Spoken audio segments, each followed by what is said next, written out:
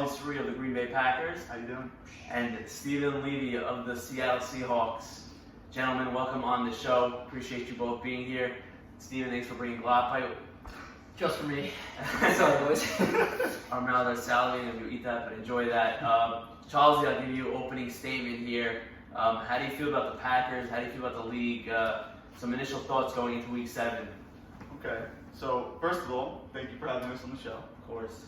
Second of all, I want everyone to know how hard this guy's working.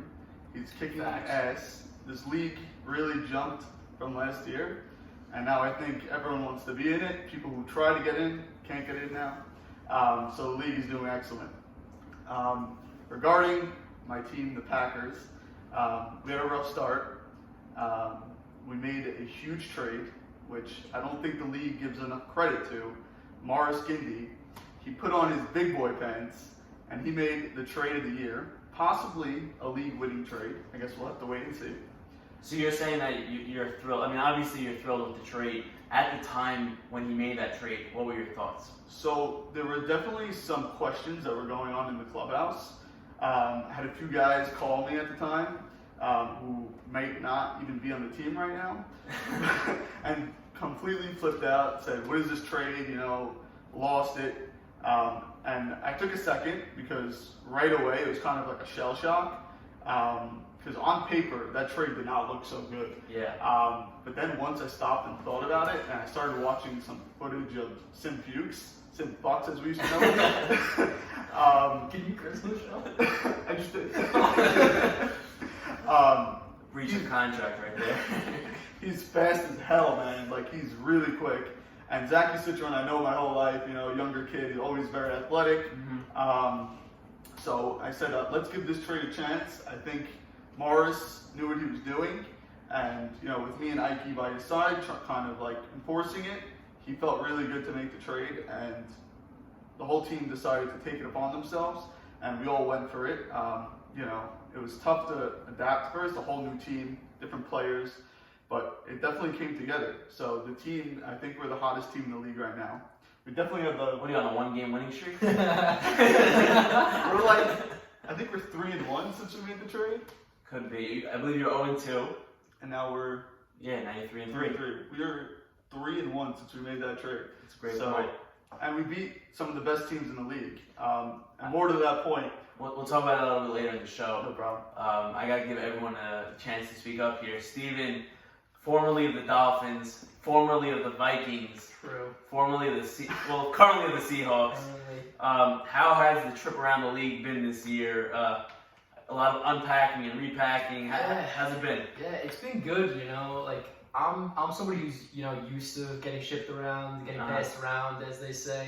Last year I got traded, ended up working out, won it all. This year got traded twice, hoping to repeat that, do it over again. But all the teams that I was on, like Saul and Rob, they were always great to me. And then that short stint in Minnesota, I even got a call from Jadis. He's like, look, love to have you on the team. You're a great player. You just don't fit the role we need right now. I can't do that to you. So he traded for you and said, you don't fit the role. Exactly. Basically, it's not you, it's me. Yeah. Okay. It was a nice little breakup, and it was nice to get that call. Got shipped right away, and then I get that call from Marty. He's like, we're running it back. We're doing it again. I'm like, all right, let's go. Put it on big boy pants, and got to get dirty, though. Yeah, sometimes the homecoming goes well, and sometimes it doesn't. I know you have a big revenge game this week. Versus Minnesota. They'll be retiring your number in the rafters for everything you did for that organization. All right, gentlemen, let's get into Week 6 here. A lot to unpack. Huge games overall. Let's start with maybe the least impactful game of the week, the Browns and the Raiders. I guess they were 3-2 at the time. The Browns took on a Raiders team that pretty much needed a win to keep their playoff hopes alive. And for the most part, their team didn't show up, literally. They had a few subs. I credit Joey Sasson. This kid's been trying to get a QB spot all season. He finally got his chance. He played well. Steve, what do you think about the Browns moving forward? Are they contenders or are they pretenders? That's tough. We beat them just the week before, and that was a high-scoring game. It was like 39-34. Very high-scoring. So you gotta just look at their team and be like, where's the issue? It's defense. you can't be giving up 40 points a game. But I think they are definitely a contender because they can put up points like it's nothing. Elliott Sack is one of the top QBs in this league, and you can't be a pretender if you have a QB in this league. That's just fact of the matter. Are you worried that they don't have, as we've mentioned before, that number one guy? You know, we know they have Charles, we know they have Isaac. Can these guys guard the top receivers in the league? Can they go up and be competitive? I think so. It comes down to the quarterback, you know? Everybody always loves to make the hype that Rodgers never threw a first-round pick and all that. But yeah, look who he turned Devontae into, or like a Brady. Brady made Edelman into like a Hall of Famer, basically, you know? Sometimes you don't really need that top alpha guy. The quarterback can make them into that top receiver, you know? Just gotta keep racking them stats up. Yeah, so Charles, you saw the Browns earlier this year. I think that was with the original team before the trade. Yeah. So you guys didn't really get to match up with them, I guess, on the field with your true team now. Yeah. Are you concerned at all with the Browns moving forward? So I think the Browns are a good team. I think Elliott Sack is a very good quarterback. I think he's very smart. And more to your point before, asking if there was an alpha on that team, I think if Isaac Bate is not the alpha on that team, they're doing something wrong. No, well, he's definitely the alpha on that team because he leads the team almost the league in receptions. For sure. So I think, we grew up with Isaac. He was always a basketball player at heart. Very, very athletic. Always had the body type, but I think he's finally making that transition into a football player. I think he was always able to. I just think now he wants it. It is a very good team. With him, I'm not sure without him, now that he's injured. I don't know much on that. But I think that hurts them tremendously because you see a lot of these jump balls, at least I do. Yeah. I don't watch them live, but I see the highlights. He's like out jumping. He's out jumping everyone in the league, and they're not even per se good throws, but he's going up and getting it. Charles, I played against him. He's very underrated in my opinion. He did get drafted first because it's his brother, but drafted actually in the 3rd round. Was it the 3rd round? He was drafted. So Elliott drafted himself 8th, and then on the rack took me as his lineman before any offensive weapon. And took Charles almost 24th overall. So there you go. More to my point of how he is underrated. I think he's very good. I think he has very good footwork, good hands. He's fast. Dangerous team. And that young kid there is really good. Mastery is very good as well. I'm not worried about them. I think our defense is the strong suit of my team. So I think we can match up with them well on defense. But it's a nasty team. For sure. So in the game, Elliott Sack pretty much didn't have to do much. He only had 15 pass attempts. This game was close in the beginning. Raiders went up by a touchdown, but it never seemed like they were really in the game. Elliott spread the ball. He had 2 rushing touchdowns, which we've seen a lot from him this year. He's diving at that pylon every time I'm looking at that game. I mentioned it before. I want to give Joey Sasson a shout out. The kid came to play. His team didn't. And he showed up and he balled out. He had 2 touchdowns with basically no team. Who's he throwing to these days? He was throwing to Zach Harry and Rocky Jervis. Those were his, and Roditi. Gotta give credit to Roditi, but he really didn't have a team to play with. He didn't have a line. He was playing with 2 guys they picked off the street. No captain. Wow. It seems like Joey wanted to be the captain of that team. So, the Raiders are what they are. They're not a great team. There's a reason why they're eliminated, but I gotta give credit to Joey and then Rocky Jervis as well. He seems to be a kid who can be a star in this league. I think he's a few years away. I know you played with him in Miami. I got the pleasure of playing with Rocky. Very hardworking guy. He has that torque in him where nobody knew who he was. Kind of a late round pick. He's short, but he's stocky, but he's fast, and that's what people don't give him credit for. He's very fast. So if he just get his hands a little bit better, he's going to be a threat in this league for sure in the future. Okay, so that recaps the Raiders and the Browns matchup. Let's get into the next matchup of the day. So, like we mentioned, the Raiders were eliminated with that loss. The Vikings, however, had to win in their own game to stay alive. Now, they were going up against Dolphins, the Robert Tobias Salt Howell-led Dolphins, and I picked the Vikings to win this game. Everyone gave me a lot of flack. Yes, Robert was injured in this game, And update on Robert. Robert's out for the year. Wow. Really? Robert with high ankle sprain and ligament tear or something like that. Feel better, So Robert. we wish him the best. Tough break for the Dolphins, definitely. We'll see what they pick up moving forward. But the Vikings, they played who was on the field. They had to play without Robert, and they won the game. Like, give them credit. You know what I mean? They pulled it out, even though people weren't giving them a shot. Isaac Tamon, Player of the Week. What are our thoughts on Isaac Tamon? I know he's had a very up and down year. Whichever one of you wants to speak, I'll give you the floor. But Okay. Ladies first. I love Isaac Tamon. As a quarterback, he's very streaky. And in this league, if you're not confident, you're going to turn over the ball. That's just the fact of the matter. Turnovers will kill you in this league because with no field goals, every touchdown, extra point, every single point is huge. So as a quarterback, I think when he's on, he's on. But when he's off, I don't know what you do. You do handoffs, like what's the play there? But I think more credit to the Vikings for winning that game. I get that Robert wasn't there, but to the Vikings, they never really had a full team. Is this the full team for the pretty first time? much. Wow. Yes, they finally got to see their full team. And they didn't have their full team. Joey Ace wasn't even there this week. There you go. And so, their record's not showing it, but they're on paper, they're up there with the top teams. I get everybody's like, oh, they have 2 wins, they're not even that good. But Yeah, I know Joey Ace was killing himself. I mean, the week that he picked to go on vacation with the whole Vikings, they went to the boat that Victor Cruz and those boys went on. Right. It was versus the Raiders, so it's a game you don't want to lose. The one game you couldn't lose. Now they're in a position where they got to win to get in, and they need help. So, tough spot for the Vikings. Meyer Casson had a big day here. I had a lot of comments about how his play has not been up to standard, how it hasn't been what the Vikings needed, but he was great in this game. He came up great offensively, 2 touchdowns. You guys played them week 1, so you haven't seen them in a long time. Yes. Much different league then. But looking back on those guys, I mean, the guys that are still there, Josie, Jadis, and Meyer, those are pretty much the only guys that were there at the time. Do they have a nice foundation there?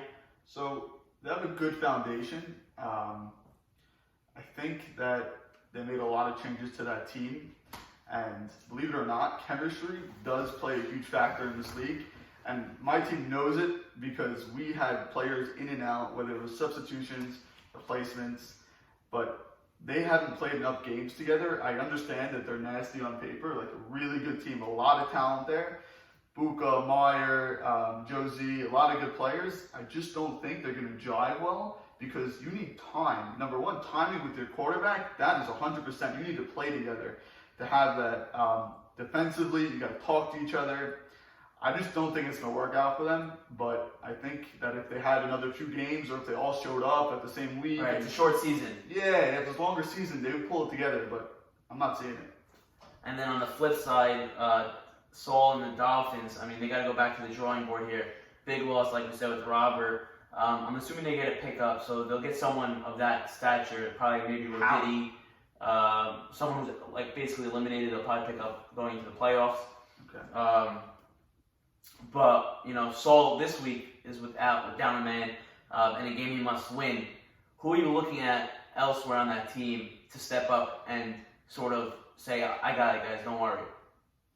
I think being on the Dolphins, I know it's got to be Albert Cohen. I think after that trade, he went invisible because they got Ruby and they got Irving, and I get it. But Albert's got to show up now. That no Rob, that's huge. Well, it's funny that point. I'm happy you said that. Albert Cohen is not showing up this week. Neither is Saul Towell. Neither is Robert Tobias. Neither is. We have a bachelor party taking place this week. Wow. Of Elliot Sacca. Priorities, man. I mean, we. Sounds like a little sabotage. The Browns QB's throwing the batch. No, AB Saruya, the Steelers captain, is playing the Browns. Elliot is playing AB Saruya. AB Saruya planned Elliot's bachelor party for the week he played him. On purpose. It's got to be on purpose. I call it Bachelor Gate. I don't. That's crazy. We can't confirm whether it's true. I mean, it's his bachelor. You have to agree to it, no? I don't know. I Okay. don't know. We'll never know. We can ask Elliot on the side. Taking half the teams with him. But the Dolphins pretty much are playing shorthanded this week. I know they made a pickup. I forgot exactly who they got. I think they got Al Sultan subbing for Robert. I'm not sure So who else. fast. So Albert Cohen will not be showing up for the Dolphins this week, but I think you're talking long term in the playoffs, especially as a veteran, quote unquote, on that team. He's got to be a guy who's vocal where Robert can't be. Another guy, Ruby Shahabar, who's got to step up. He's got to make some big plays. Dolphins are in a tough spot here. You know, they play the Cardinals this week. They pretty much need a win so that they don't have to worry about it because they played in the first game, and they're not gonna have their guys. So Joe G has the advantage. Okay, I guess we'll talk about that matchup later on. Steven, you were traded for Kaz, correct? Correct. Joey Airman first, or was it For Kaz first, Kaz first? and then for Joey Aaron. So I want to ask you your opinion. Do you think that Miami was right in trading you? Was it something not working? It wasn't that it wasn't working. It was we were looking at the future, and when you're looking at the schedule, you're seeing some big D lines coming up. So you're like, all right, we got to beef up the O line. As they're talking about it, Jomo he chimes in. He's like, yeah, look, like I got a couple bachelor parties. Like I'm probably gonna be out for the next last 3 weeks of the season. So that's what really triggered Saul and Robert to be like, okay, like if Jomo's not here, who's gonna slot in at O line? Like Albert's on tight end, can't have Steven slide in. Or Rocky. Rocky's like stocky, but he's a little smaller. And then it was like, all right, like you don't fit what we need right now. And I was like, all right, I get it. That was the So who delivered you the news that you had been traded?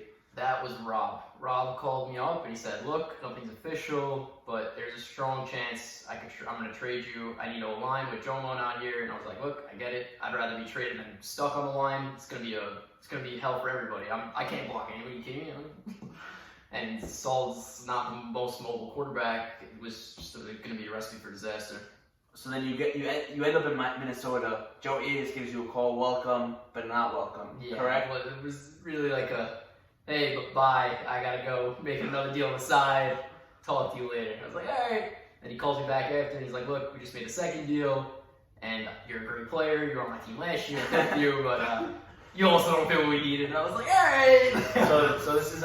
I just want to let the people who weren't involved in the league last year. This is the second time Joe Arias traded you to Marty Ansby mid-season. Yes. So we know how that went last year. Interesting to see how that goes this year. Obviously, we'll see how that plays out.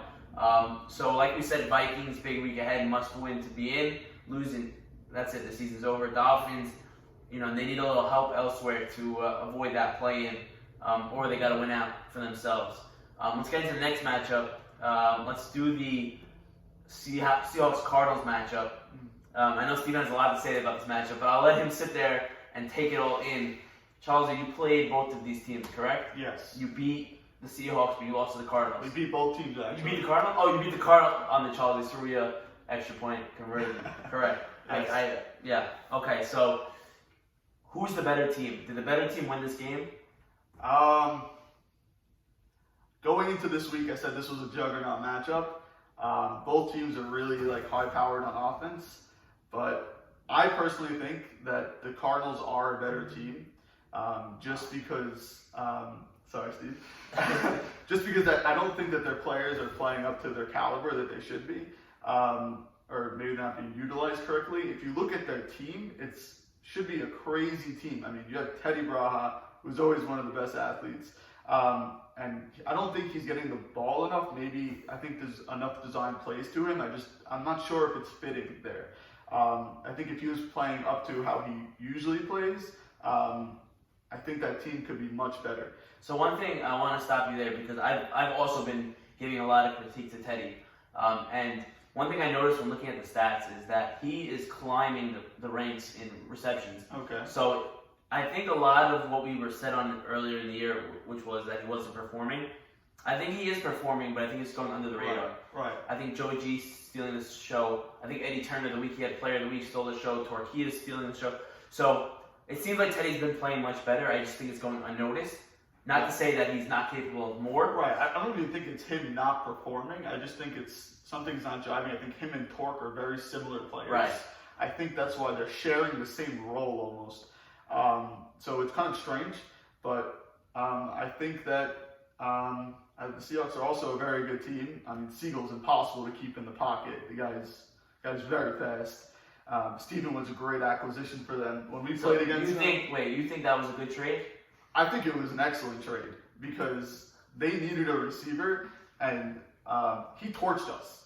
He scored two of their touchdowns that they had that week. He burnt the crap out of us. Who's guarding you, Steve? Nobody. Zone. They played nobody really, but zone. When the pressure wasn't getting home, I was running naked on that zone. Yeah, definitely naked. I think you even dropped another touchdown ball you could have had. Like you were getting open, you know what I mean, and you were finding that spot. I know you're very weak on defensive line, your team. I think that's where we capitalized against them, and we just pounced, and they couldn't stop it. But that was a weak link of the team. But I think it could pay off if they figure something out, because Siegel is mobile, but I think they got another. You think the better team won this matchup? You think the Cardinals are a top to bottom better team than the Seahawks? I do. That's probably not a popular opinion, I would say. I don't think most people would agree with you on that. But you're entitled to your opinion. I think that the Seahawks are a better team than the Cardinals.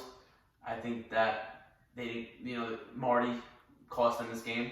Like I said, I think that if he has a better day, if he had 2 catches, if he has a better day, they win this game.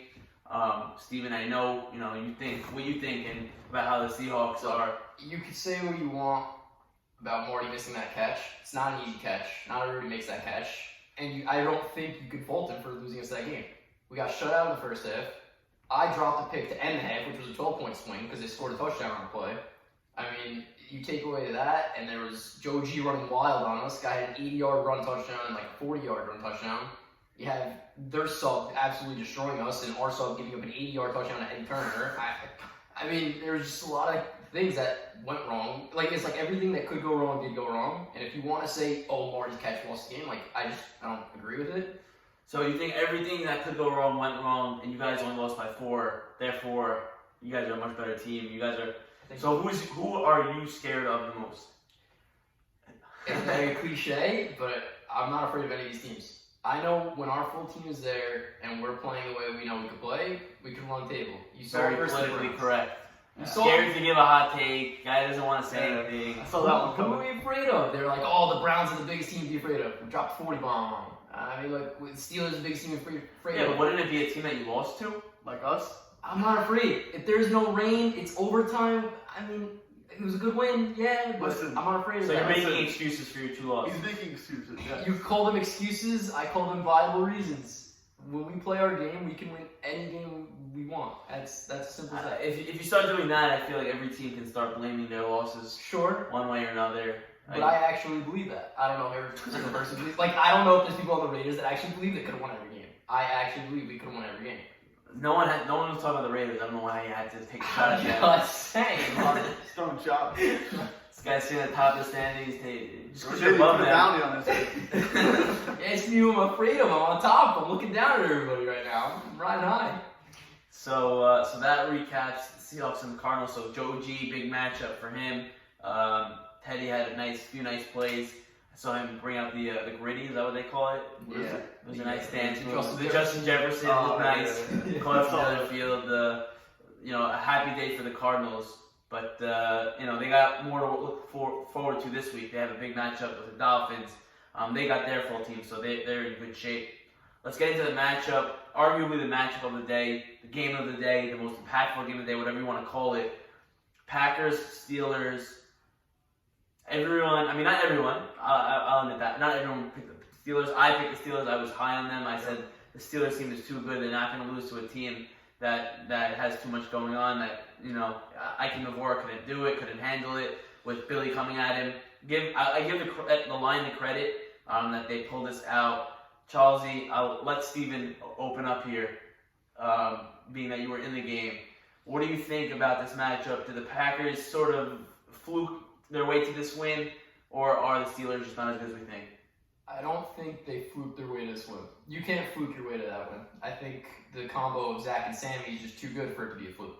I mean, it was what, 29-28 or 20? What was the final score? Sammy Dan. Oh, okay. I don't know what the final score was, but By the way, I just want to pause. I know why Charlie did that. I was at the game. Exactly. I was at the game, and I don't know exactly. I don't know maybe what you're talking about. I saw Charlie made a nice play. or there was an interception or something. And what'd you say to him? Nah, okay, so I'll tell you what happened. Basically, Sammy's a very good receiver. So we were playing a type of zone, whatever. I ended up on him for one play, and he caught a ball in front of me, and it was like a 10-yard pass, and he goes, I'm the best receiver in the league, and he threw down the ball. I said, okay, I didn't say anything.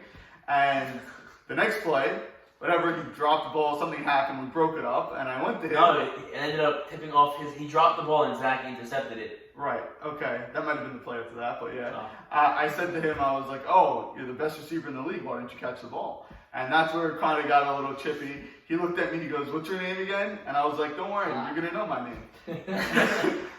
A drive later, I think they were backed up on their own 5-yard line. We were on defense.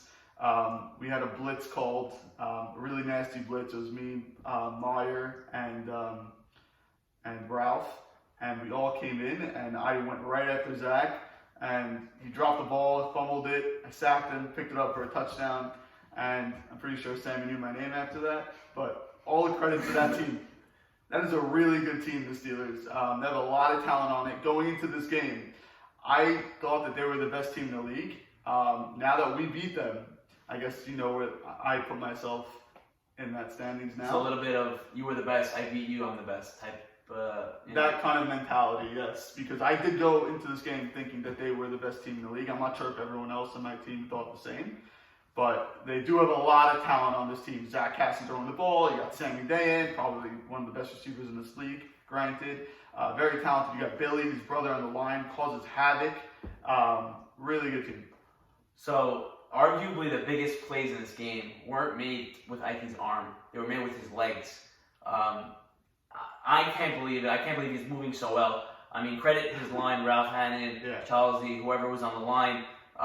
What do you take away from this when this guy is running down the sideline winning you football games? So, honestly, it's the craziest thing how good he is. He's 52 years old, and he is keeping up with players who are in their prime right now.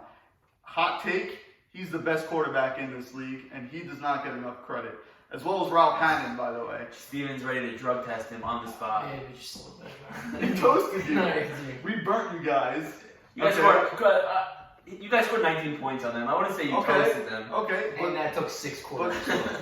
He's got some leadership and experience. I think that nobody else has in this league. And if you just listen to what he has to say, it'll drive your team to win the championship. Even if he's not on the field on defense, he's been playing the game for over 30 years.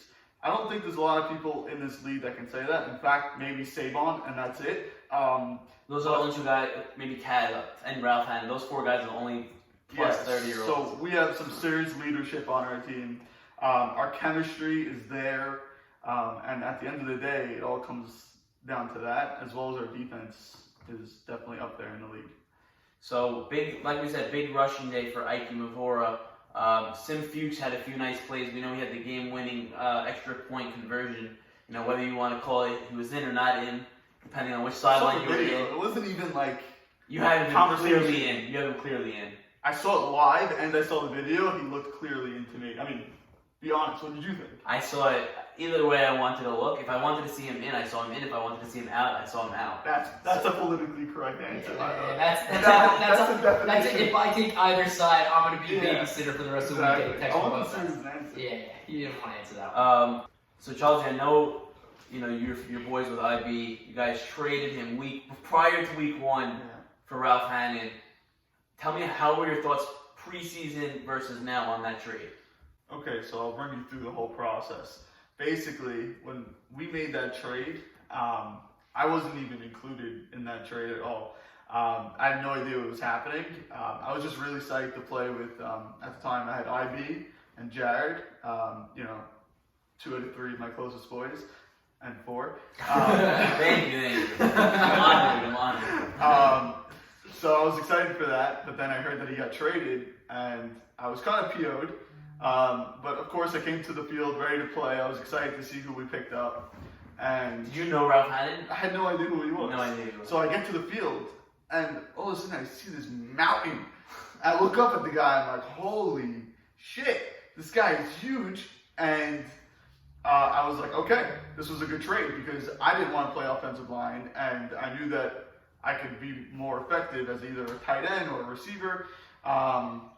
So I was excited that he was on the team, and he was going to do whatever it took to win the game, and he still does every week, in and out. And I don't think he gets enough credit at all.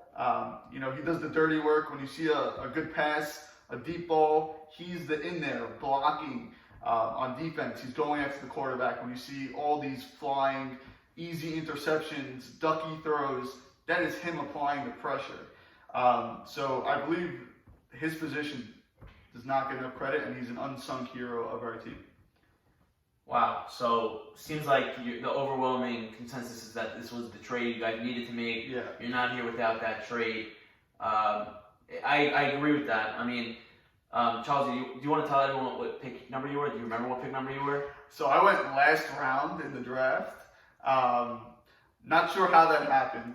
I got a call, I think it was 5th round. I was actually in Greece on my honeymoon. And Robert called me and he said, listen, do you want to be a part of my organization? Whatever, we're going to have you play offensive line and defensive line. And, you know, I was excited to be on Robert's team. But I told him, I said straight up, I'm not going to play offensive line. I'm just not that guy. I think there's going to be bigger guys than me who can stand in there longer. I'm more of a tight end wide receiver as I'm playing this year. And so I dropped to the last round somehow. And that's why I went into the league with a chip on my shoulder. I think you mentioned it in a video before. I had the biggest chip on my shoulder in this league, and he was exactly right. I go in every week. I look at the board. I see who was drafted before me, and I say, I'm going to play better than that guy this week. And it's working out so far. I got to say, to me, Morris Giddy saved his draft with that pick. I know it wasn't the toughest pick to make it that late in the draft, but you look at some of the other last round guys, and you replace, you for them, and you guys are just not on the same, you're not on the same level. I said at the draft, I said in the 4th round, I almost wanted to suggest you. Obviously, I can't, but I wanted to suggest your name to someone because I couldn't believe that you were still there. I think one thing that has worked for the Packers, and Steven, correct me if I'm wrong, it seems like Charles has bought into that tight end mentality. For sure. I think that a lot of guys didn't know how, didn't want to play a line. It was like an MO, like I'm not playing line, I'm a receiver, I'm a skilled position.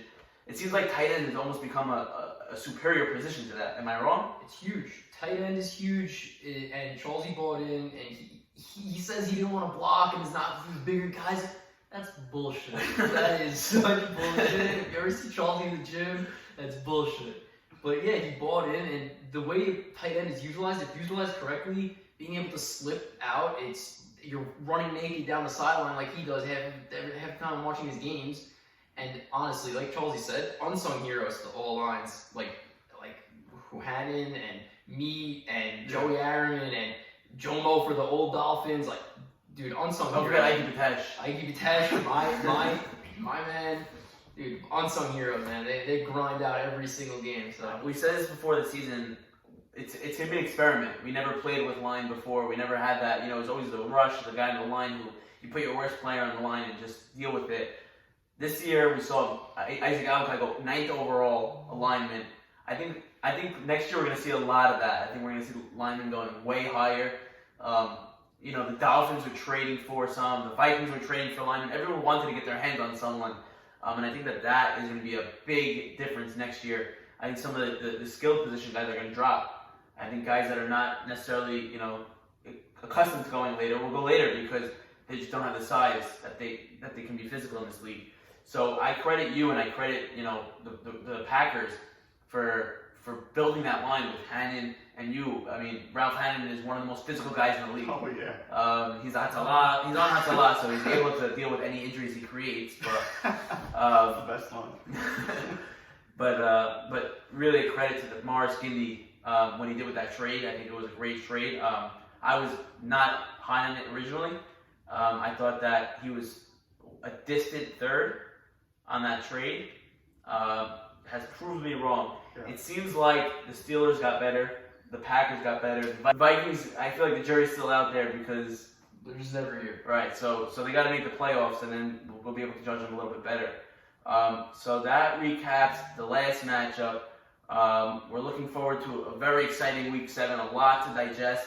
A lot is going to happen. A lot of subs. It's going to be Substation Week. Who is in, who is out, we shall see. I want to thank both of you for joining. Charles, Steven, a pleasure. Look forward to seeing both of you on the field Sunday. Best of luck to you guys. Appreciate it.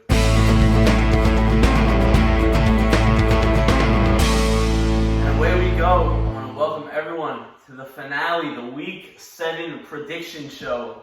A lot going on this weekend. Big time matchups. A lot going to be decided. We still don't know which seed anyone will be. No one's locked to any position. A lot open. Let's get into the matchup this week. Gentlemen, thank you for joining. I appreciate you both coming on the show, taking time out from your day. Steven, how was the Galapagos, by the way? Phenomenal.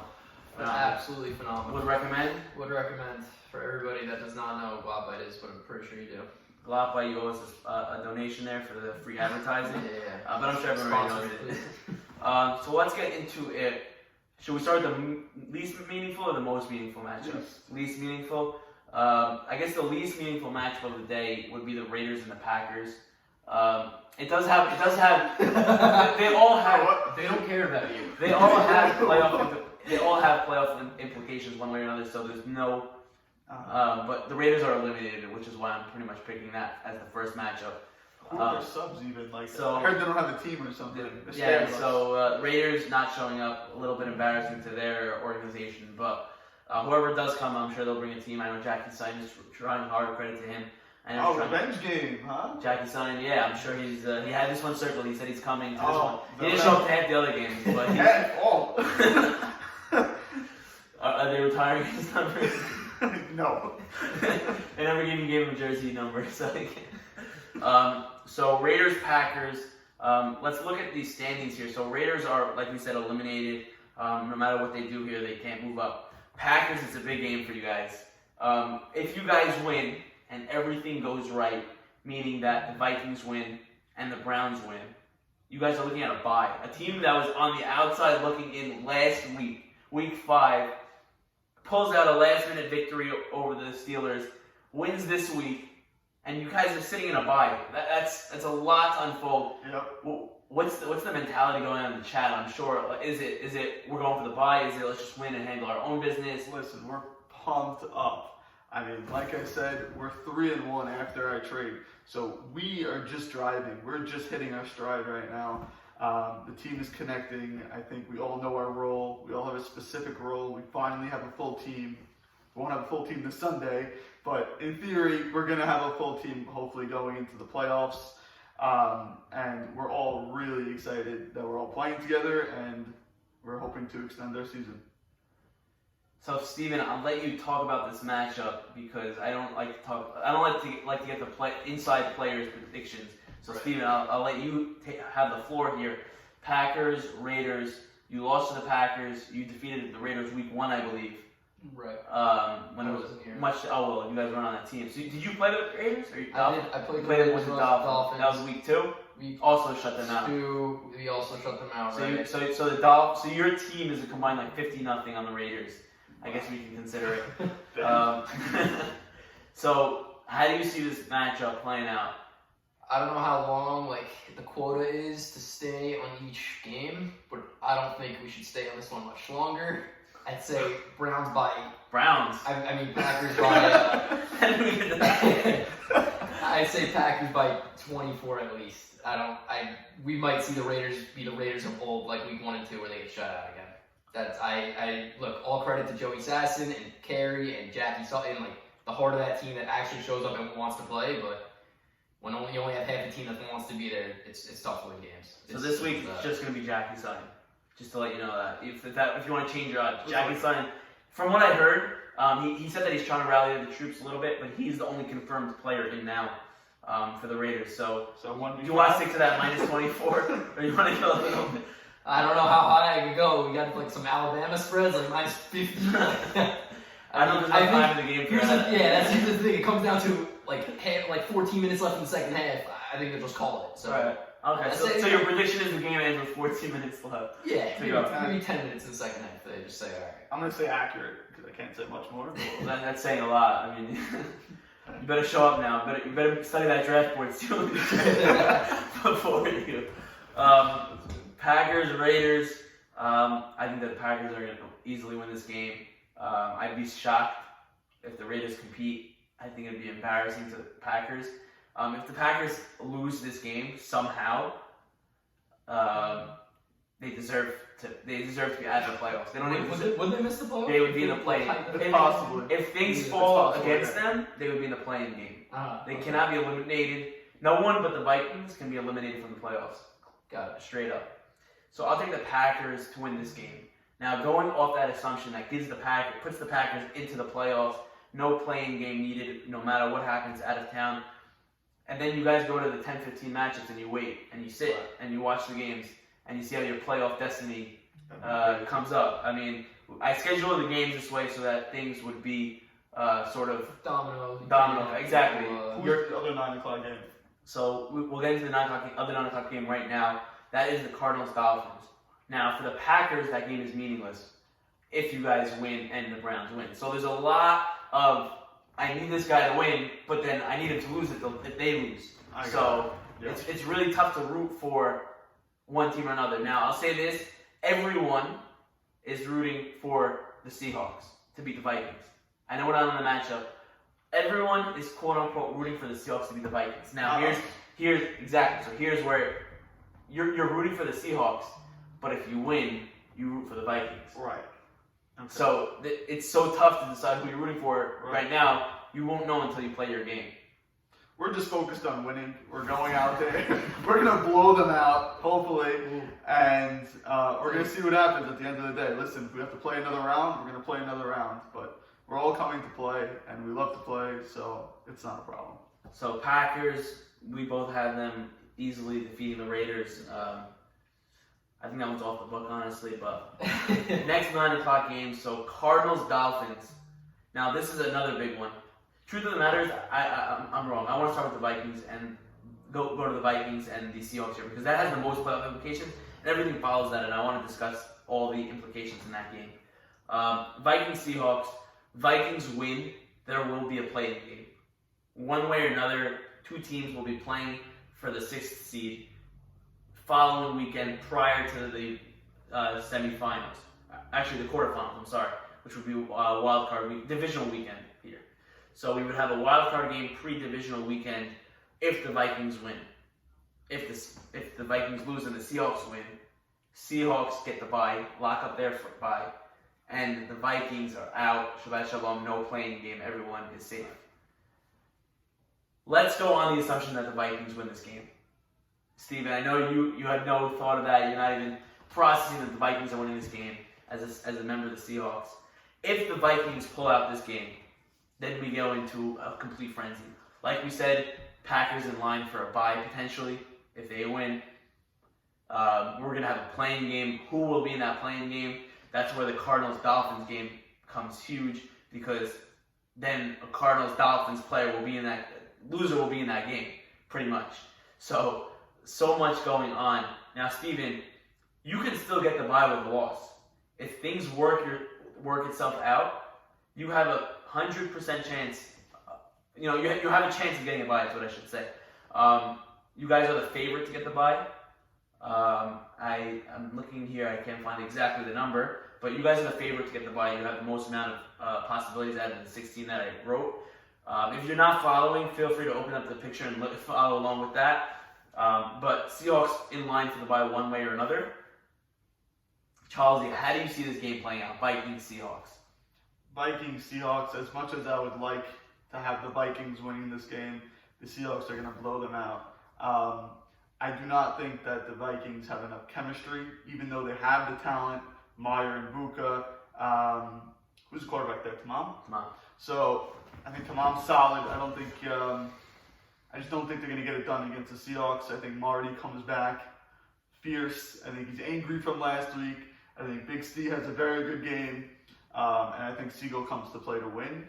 And I think them having to get Albert Salter involved was a big component of them winning. When we played against them, I couldn't understand why he was not getting the ball.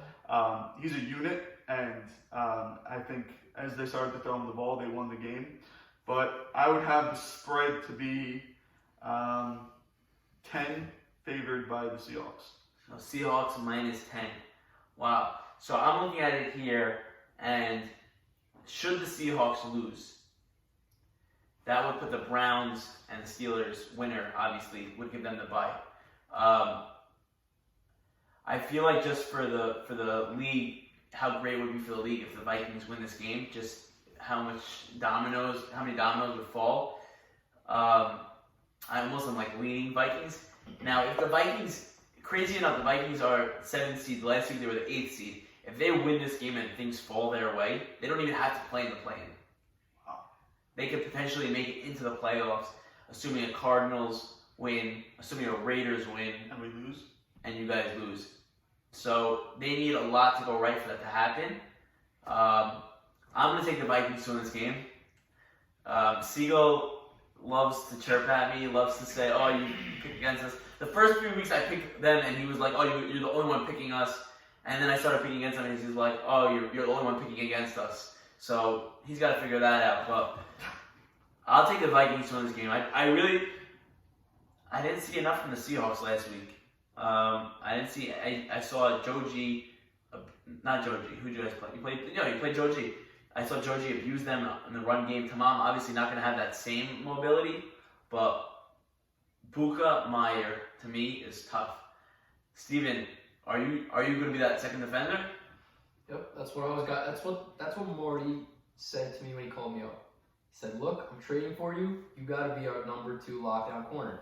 And I'll put myself on blast. That Browns game, I was not that. I was awful, disgustingly bad.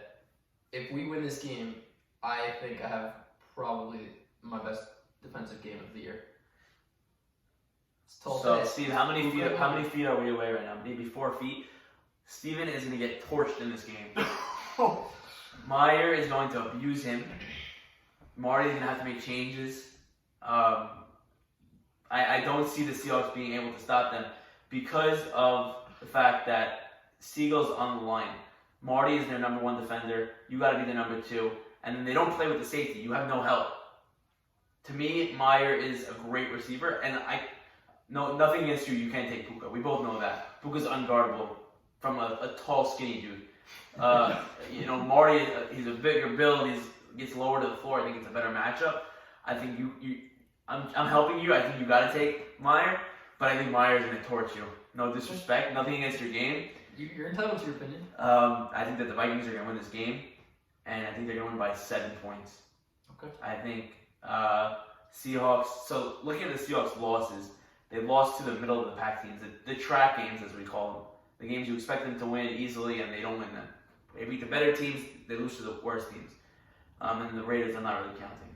So I think the Vikings are going to win this game. 90% because I want the scheduling to work out that way, and 10% because Steven's going to get torched. Okay. Noted. So proven wrong. Let's go. Show noted. It's noted. Noted. Write it down in your notes. Think about it in your dreams. I'll admit it if we come back on the show and Meyer had 1 catch, no touchdowns, and maybe you even have a pick 6 or something like that, and the Seahawks win big. But Vikings are winning this game. That's my guarantee of the week. That's your game. Wow. Okay. Vikings guarantee lock. Lock it in. I've never seen Steven in the gym, but I think I'm going to see him in the gym in the next 3 days. Joe Aidis, you heard that? I'm guaranteeing a victory for you guys. My predictions are great all year round. I'm like at, 75% almost. So I am counting. Did you count the one where you gave us a -16 against the Packers? No, I don't do the line. I do the win. I go by win. You didn't say we were going to win. We won. No, I took a loss. I took a loss. I was 3-1. I haven't been 4-0 once though. I'm 3-1 weekly. So Vikings winning this game sends the league into a frenzy. We'll talk about that later if that happens. Next matchup I want to get into. So we talked about both your matchups. So the floor is open for both of you here. Let's talk about the Steelers Browns. Pretty much the easiest matchup to digest. Winner has the bye. Loser could have the bye. if things fall their way. But it's pretty much win and bye. See you in 2 weeks. A lot of headliners out. Elliot Saka out. Isaac Beta out. Sammy Dayan potentially out. Zach Casson out. AB Soria out. Sammy Eshko out. Who's playing? Let's start with that. Who is playing? Yes, that's a great question. Daniel Braha also out. So I know Charles Sack is leading the charge. He's returning early for the game. He'll be flying back on Saturday night. Elliot ensured that was the case. On the Steelers side, I know they picked up Teddy Braha, so he's going to be playing his second game of the day. I don't know who else they picked up. I got to check it again, or I'm waiting on AB to get back to me, but Steelers Browns for the bye, and neither team is showing up. So whoever subs play better is pretty much winning this game. So it's really a tough game to predict. I don't know. And either of you want to take this game? Tough to predict, but I'm just going to put something out there. I think Teddy takes over this game. A little bit of change of quarterback, change of pace. I think he shows us actually what he's capable of this week. So they don't really have a quarterback, though. That's the issue. So wait, so no Zach and there's no Elliot Saka. So there's no Zach. So Sammy Dayan is questionable. I actually spoke to him during the week, and he said that he might have broken his finger, another broken injury. We hope he's well. I asked him if it was when he dropped the interception, when he hit the ball and the other guy picked it up. He said it actually was on that play. Oh, wow. So a little bit of an excuse there, but I hope he gets back healthy. So if Sammy Dayan plays, Zach Casson's out, no quarterback. If Sammy Dayan's out, they get a pickup for Zach Casson. So a lot of question marks to be decided. There's really no way to see this matchup. So Teddy Braha doesn't necessarily have a quarterback thrown. Yeah. I mean, you're telling us to predict a matchup where we got Teddy on one side and Charles Sack on the other side. I mean, if it's a one-on-one, and this is going to be Teddy's second game? Teddy's second game. And it's a one-on-one? Give me Charles Sack. There you go. I'm thinking Teddy's. Well done. So you got the Steelers. You'll take the Browns. I'll take the guy who's showing up for his team. Look, obviously, if I know Sammy Dayan is playing for the Steelers, I'll lean there. But you're telling me it's a toss-up. It's a toss-up? Yeah. I'll lean Charles Sack. He really wants to win if he's flying back. That's how I look at it. Yeah, exactly. So, which team's going to show up and win? I mean, Danny Mastery seems to be the best player on the field that's playing for his team. I know that they also got Mark Esses to sub for Beta, so that's their sub. I don't know if either of you know him well. I've heard good things about it, but obviously Beta's a big boss. Is Mark a QB or? He's a receiver. Okay, so is Charles playing QB? I believe Charles is playing QB. That makes sense. I know that Elliot's been teaching him in and out the playbook. They're talking on the flight there, so everything will be clear there. I'll take the Browns just because Charles and Daniel are showing up, and I don't know who's showing up for the Steelers besides Stevie Saka and Erwin Sutton. Those are the two I got right now. So 2 versus 2, I'll take the Browns. I don't think it's a poster, like hanging up that any of us picked against them, just because they're not coming, so they won't. Whatever, I don't know. But Browns to win this game, they lock up the bye, and yeah, that's that. Final matchup, or is that all 4 matchup? No, we didn't talk about the Cardinals and Dolphins. I brought it up and we went to the side. Right. Cardinals Dolphins, another intriguing matchup. Neither team can lock up a bye. Neither team can be eliminated. If the Vikings win, like I predicted, like I guaranteed, so I'm going to assume that they're going to win. There's going to be a playing game. Odds are, I only see one scenario here where Dolphins and Cardinals can both not be in, even if one loses. So odds are Vikings lose, loser of this game is in the playing game. Vikings win, loser of this game is in the playing game. Cardinals, Dolphins, Saltowell not coming, Robert Tobias not coming, Al Silton coming for Robert. Arguably down in grade, depends who you ask. Joe G coming with his squad. Torque's storyline, we don't know his availability. That's a big one. How do we see this match playing out? It's big on Torque's availability, and it's big on who the Cardinals get to sub if Torque is not, because their sub last week for whoever it was, Matt Eshko, Penny, Silverstein, whoever the sub was for, was better. So correct. So it comes down. He's not getting that guy again. Right. Oh, actually, I apologize. I know Saul. I believe they're bringing Juber in to sub for Torque Okay. I think they cut Torque. So I'm not Torque got put 100%. on the IR for the season. Correct. I think so. And then Saul and Joji sort of worked out a thing between themselves. Okay. This is who I'm bringing. This is who I'm bringing. Everybody's happy. Go play. I don't know who's playing quarterback for the Dolphins. I'll make that clear. So that's the question mark. So Personally, I don't think it matters who's playing quarterback for the Dolphins. I think the Cardinals win. I think Joji's hot right now. He knows what he's doing, and I think he's gonna be able to handle his team. Yes, I know Al's insanely fast, but you got Teddy lining up against him. Who else would you want to line up on Al? And I mean, is Al worse than Robert? I don't know. He's just a different player. Robert's the jump ball. Al's the fast inside outside cuts. And who's better? I don't know, but I still take Joji, and he's looks like he's on a mission right now. That's all I'm gonna say about that.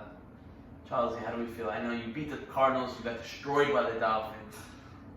Yeah, so I would say the Dolphins without Saul and Robert, that's a tough one because you don't have your quarterback or your best receiver.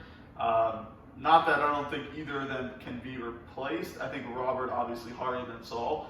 I think Al Sultan is extremely fast, but he's not Robert. Like Steven said, he's a different player. I don't think it matters. I think that the Cardinals come out hungry for the win. They're on a streak.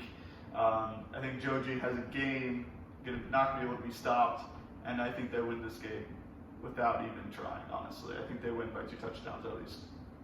Wow. Yeah. So you should both have the Cardinals here. If the Dolphins were a healthy, fully participant in this game, I think I would be Dolphins. They're not, and the Cardinals are. Joji's there, Teddy's there, Saban's there, Abe Haber's there. Abe Haber doesn't get enough credit. He's a great lineman. Yeah. He's a gritty guy. He's not going to back down from a fight. We know that for sure. I mean, he's one of the tougher guys in the league. I got to take the Cardinals here just because they're going to have a better team on Sunday. They're going to have a more built team. They play together the whole season as opposed to all the subs that the Dolphins are going to have. I think the Cardinals are going to win, and I don't think it's going to be close either. I think that whoever plays Q is just not going to work. You can't stick a guy on the field and say throw it to Al Sultan when you haven't played with Al Sultan ever. Yeah. You know what I mean? It's too tough. It's not going to work. The Cardinals have been playing. Joji knows his guys. Dolphins are not going to know who's playing them because they haven't played in the league. So I got to take the Cardinals by 2 touchdowns here to win this game.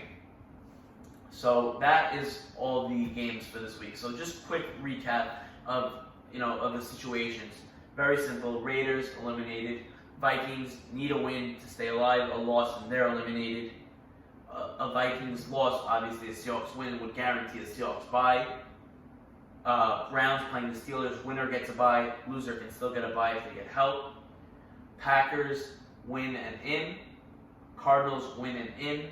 Dolphins win and in. Very straight scenarios. What happens once those results go final? Elsewhere, it will determine where they are in the standings. But the game of the week, obviously, we all know is the Vikings game and between the Vikings and the Seahawks. Most playoff implications. A bye's on the line. Playoffs on the line, wild card games on the line. The Packers, who I still can't believe we're saying this, have a chance at a bye. Everyone needs to watch this game. Loser of the Dolphins Cardinals is watching this game.